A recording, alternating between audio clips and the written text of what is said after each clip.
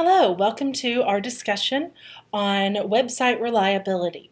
You have already taken part in the discussion post that was posted earlier this week or last week, I believe, and it said, "Is everything on the internet true?" That's what I asked, and I had some fantastic posts, and you've already discussed that very well. And today I want to take that a step further.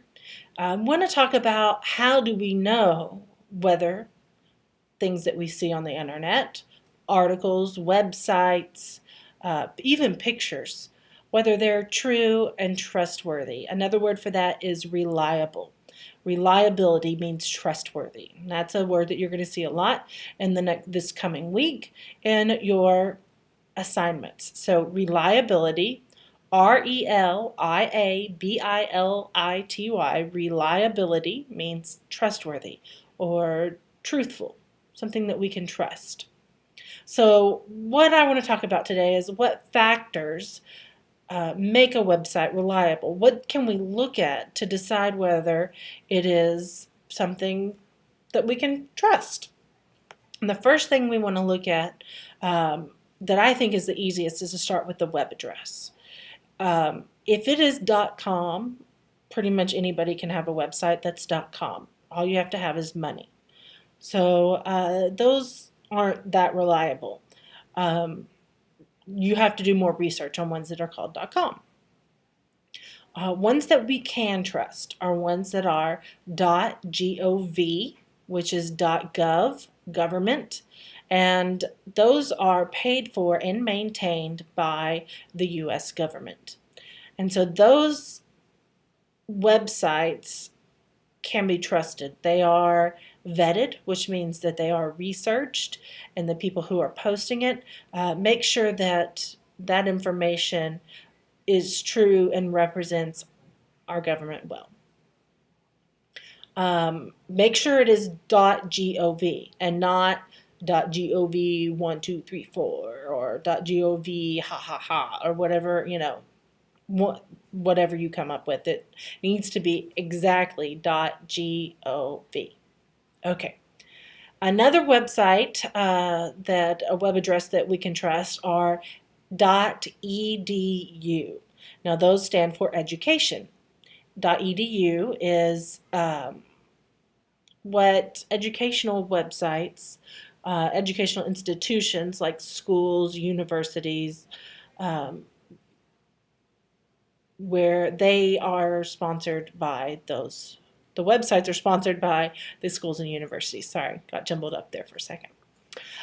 So they normally, a lot of universities do research and have research departments, no matter if it's education, technology, science, and the arts, psychology, medicine.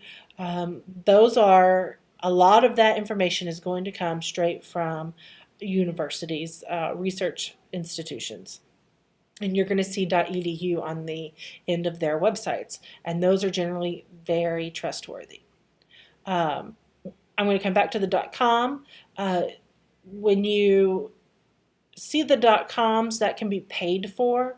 So we can't trust that information. That is, let's say somebody who's making a drug, a medicine, has a website.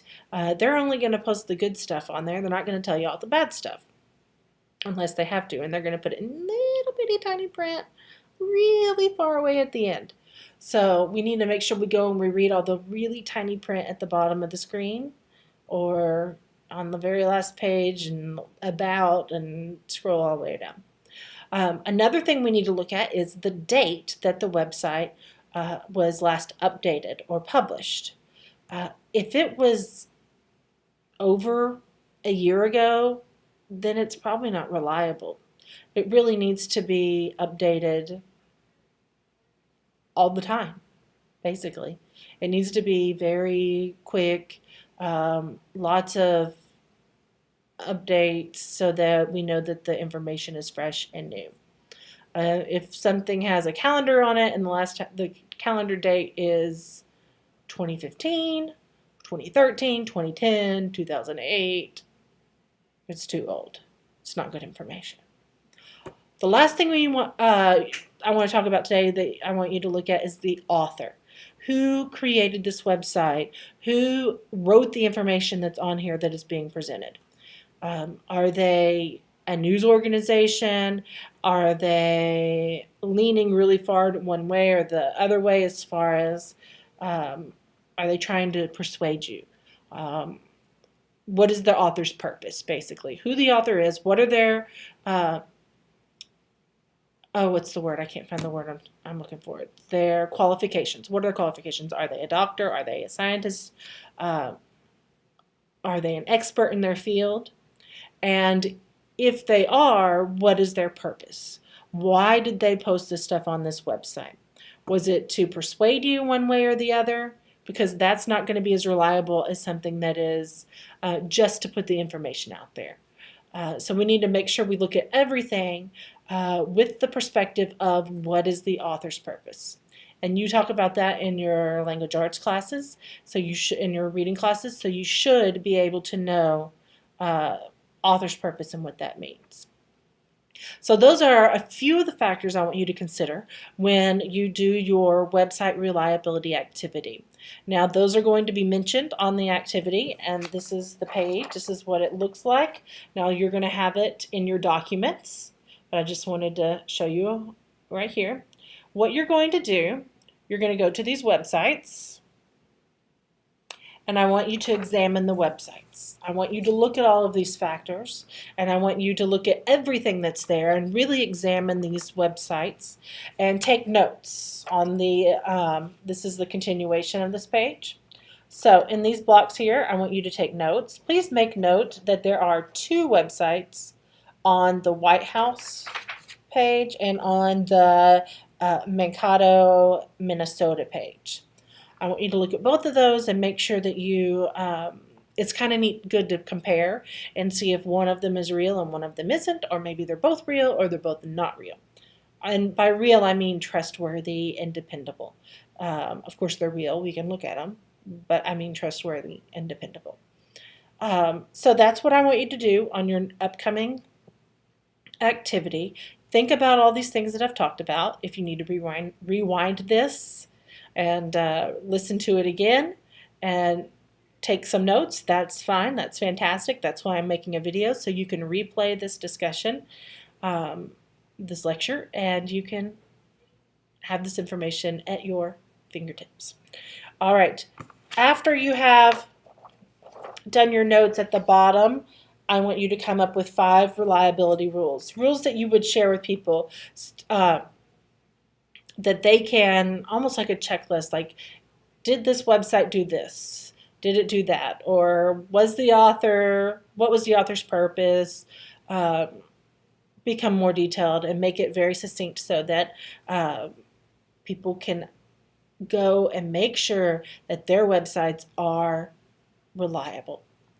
When you finish this, know that there's going to be a final project that has to do with website reliability, and I want you to create a final, like a presentation of your rules and your checklist, and we're going to make it look really good, and it's going to be all digital, and we'll talk about that more. If you want to look at that after you've completed this activity, then you may go ahead and get started on that. That's going to be your final in this lesson. And those reliability rules that you came up with on this activity are going to work with that. So make sure you really take your time on this and figure this out. All right, if you have any questions, you know how to reach me either in the classroom or via Schoology. All right, I look forward to seeing everything that you've come up with.